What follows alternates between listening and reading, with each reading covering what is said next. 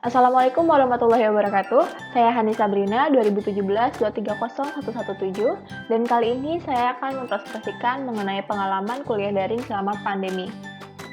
Ada beberapa pembahasan dan yang pertama adalah materi yang paling menarik. Materi paling menarik dari kelas Jepang dan negara industri ini adalah materi kebijakan keamanan energi Jepang, yaitu energi nuklir. Pada pembahasan ini dibahas tentang bagaimana Jepang memilih energi nuklir sebagai sumber energi utamanya dalam upaya untuk mengurangi pengeluaran anggaran untuk membeli minyak bumi dan juga sebagai upaya untuk mengurangi penggunaan sumber daya alam yang tidak dapat diperbaharui. Namun, niat baik tersebut berubah menjadi ancaman bagi masyarakat Jepang setelah terjadi kebocoran pada pembangkit listrik tenaga nuklir di Fukushima. Setelah bencana tersebut, kemudian masyarakat Jepang berdemo dan meminta pemerintah untuk menghentikan penggunaan teknologi nuklir.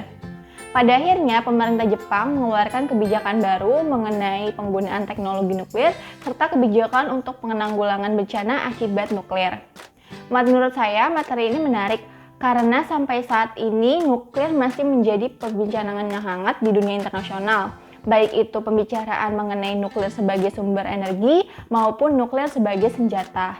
Dan karena dualitas fungsi dari nuklir, maka diperlukan sebuah kebijakan yang jelas dan juga transparan demi keamanan bersama.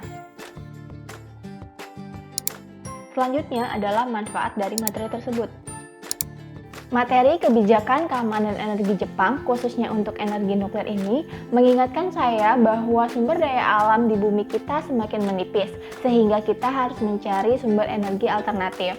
Dan juga mengingatkan saya untuk lebih menjaga bumi, serta mengurangi penggunaan sumber daya alam yang tidak dapat diperbaharui. Selain itu, materi ini juga mengajarkan saya bahwa pada setiap keputusan belum tentu sepenuhnya benar, dan belum tentu juga keputusan itu dapat diterima oleh semua orang. Berikutnya adalah suka-duka dari kuliah daring. Sistem kuliah daring ini memberikan keuntungan bagi mahasiswa dan mahasiswi yang jarak tempat tinggalnya jauh dari kampus seperti saya. Karena kami dapat terbebas dari cerita terlambat masuk ke kelas karena alasan lalu lintas yang padat merayap maupun jadwal komuter yang berantakan. Sedangkan untuk kesulitan yang saya rasakan dari sistem daring ini adalah karena kami tidak dapat berinteraksi secara langsung, maka beberapa kali terjadi salah paham antara dosen dan mahasiswa maupun antar mahasiswa sendiri. Hal lain yang juga saya rasakan adalah ada beberapa materi yang lebih sulit untuk dipahami dibandingkan jika materi tersebut disampaikan secara langsung. Selanjutnya adalah pesan saya untuk menghadapi pandemi. Saya rasa hal yang perlu terus kita pelajari dan lakukan dalam menghadapi pandemi ini adalah untuk tidak menjadi orang yang egois. Karena beberapa kali saya lihat orang menggunakan dalih bosan dan jenuh karena selalu lama berada di rumah sebagai pembenaran bagi mereka untuk pergi keluar rumah tanpa ada kepentingan yang mendesak. Dan justru hanya memenuhi tempat-tempat hiburan dan mengunggah foto mereka berada di sana ke media sosial. Karena dikhawatirkan orang-orang yang melihat unggahan tersebut akan merasa bahwa berada di luar sudah aman ketika kenyataannya tidak. Dan menurut saya jika menggunakan alasan jenuh, maka tentu para tenaga medis jauh lebih jenuh karena setiap harinya mereka harus menerima pasien baru yang tidak sedikit jumlahnya dan karena mereka juga harus bekerja lebih lama dari yang jam biasanya.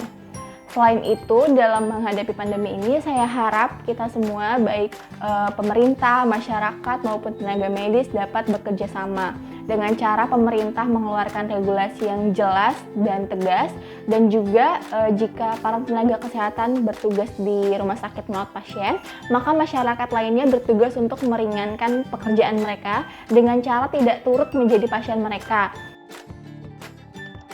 Dan yang terakhir adalah cita-cita. Saya harap dalam 5 tahun ke depan saya sudah bisa menjadi seorang jurnalis. Dan ilmu-ilmu yang telah saya dapatkan selama menjadi mahasiswi di jurusan hubungan internasional akan dapat memperkaya wawasan saya dan mempermudah saya dalam menulis berita. Baik, saya rasa sekian yang dapat saya sampaikan. Saya harap Anda dapat meninggalkan like dan juga komentar positif untuk video ini. Terima kasih. Wassalamualaikum warahmatullahi wabarakatuh.